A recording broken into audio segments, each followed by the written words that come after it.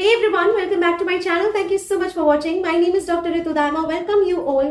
आज की वीडियो है फॉर्म नंबर 233 एंड 234 के बारे में. As you all know, organ of medicine की एक न्यू सीरीज हमने स्टार्ट की है फॉर्म नंबर 231 ऑनवर्ड्स, जो कि है इंटरमिटेंट डिजीज पर.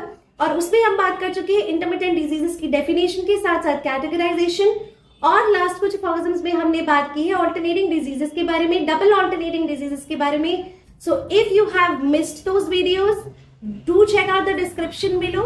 आपको लिंक्स मिल जाएंगे जहां पर आपको चेक करना है इन वीडियोस को, क्योंकि जब तक आप ये नहीं समझेंगे इंटरमिटेंट डिजीजेस क्या है, उनकी कैटेगरीज क्या है, उनको किस तरह से समझा जाता है, उसका बेसिक डेफिनेशन समझ नहीं आएगा तो आगे के फॉर्म्स समझ नहीं आएंगे. So it's actually linked to each other. You need to maintain a foundation of learning organ of medicine, जो कि स्टार्ट होता है जब एक न्यू कॉन्सेप्ट स्टार्ट होता है. आई रियली होप आप इन वीडियोस को एंजॉय कर रहे हैं और आपके लिए वीडियोस यूजफुल है, हेल्पफुल है. Please do watch this video till the and. Skip मत कीजिएगा कहीं पर भी, क्योंकि कोई भी मोमेंट पर के कोई एक इंपॉर्टेंट डॉक्टर हैनमैन का कॉन्टेक्स्ट आ सकता है जिसे हम चाहेंगे कि हम मिस ना कर दे. I really hope you will enjoy this video and do like, share and subscribe to the channel as well. It's absolutely free. Comment below and let me know how much these videos are useful for you guys. Without further ado, let's dig into this video, which is fauxam number 233 and 234. So in 233 हम बात करेंगे typical intermittent diseases के बारे में. Typical intermittent diseases are those where a morbid state of unvarying character returns at a tolerably fixed period whilst the patient is apparently in good health and take its departure at an equally fixed period. Typical intermittent disease कौन से होते हैं जहां पर disease state जो है अनवैरिंग character का, मतलब बदले हुए नहीं, हर बार सेम ही लगभग मॉर्बिड स्टेट या डिजीज स्टेट वापस आती है टॉलरेबली फिक्स्ड पीरियड पर, लगभग फिक्स पीरियड पर. 7-7 दिन में आ रही है, 6-6 महीने में आ रही है, हर 2 महीने में आ रही है. सो ये जो पीरियड है वो डिफाइंड है, फिक्स्ड है. साथ ही साथ जब तक वो सिम्टम वापस नहीं आते हैं तब तक पेशेंट अच्छे हेल्थ में है, गुड हेल्थ में है, उसको मीनवाइल कोई दिक्कत नहीं होती. This is observe in those apparently non-febrile morbid state that comes and go in a periodical manner at certain times, as well as in those of a febrile character to which the numerous variety of intermittent fevers. तो ये चीज आपको उसकी दोनों categories में नजर आएंगी, चाहे वो फेब्राइल केसेस हो, एफेब्राइल केसेस हो. फीवर के केसेस हैं टिपिकल इंटरमिटेंट डिजीजेस की, तो भी आपको यही देखने मिलेगा कि पेशेंट एक एब्सोल्यूट गुड हेल्थ में होता है जब तक कि वो सेम सिम्टम्स वापस नहीं आते. और अगर आप एफेब्राइल केसेस देख रहे हैं तो भी सेम ही रहता है.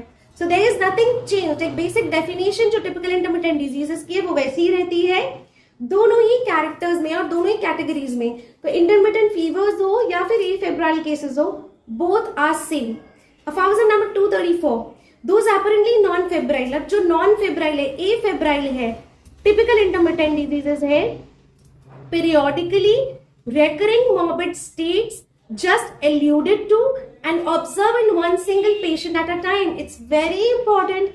Typical intermittent diseases जो कि afebrile है वो आपको एक व्यक्ति में एक समय पर ही दिखेगा. They do not appear sporadically or epidemically.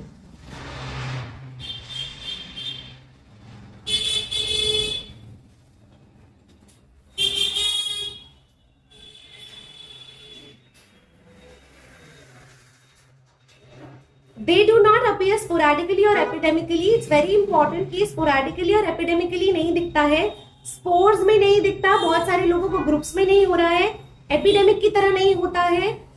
Typical intermittent disease का जो एफेब्राइल कैरेक्टर है, फीवर जिसमें नहीं होता, वो सिंगल पेशेंट में आपको एक सर्टेन टाइम पर नजर आता है. Always belong to the chronic disease, mostly of those that are purely psoric. कैसा है ओरिजिन? माइजमेटिकली सोरिक ओरिजिन है.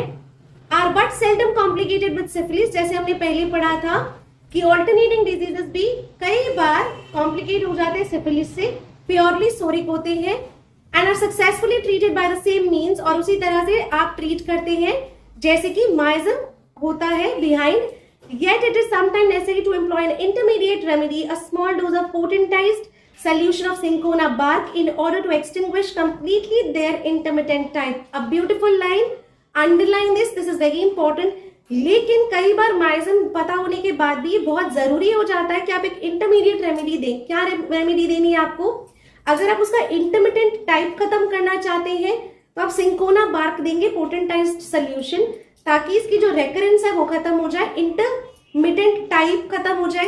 ए फेब्राइल केस में भी इंटरमिटेंट टाइप को खत्म करना है, फीवर नहीं है तो भी हम पोटेंटाइज सिंकोना बार्क देंगे। तो ये आपको बहुत अच्छे से याद रखना है, this is very important. Next video फॉक्सम नंबर 235 फॉक्सम करेंगे, उसका फुटनोट करेंगे, दैट्स अ लॉन्ग वीडियो, तो वो आपको बहुत अच्छे से देखनी है। आप इसको अभी तक और पुराने जितने भी इंटरमिटेंट डिजीजेस के वीडियो हैं उनको अच्छे से पढ़ लीजिएगा। This is going to be very helpful in your daily practice. Thank you so much for watching and stay tuned, stay blessed.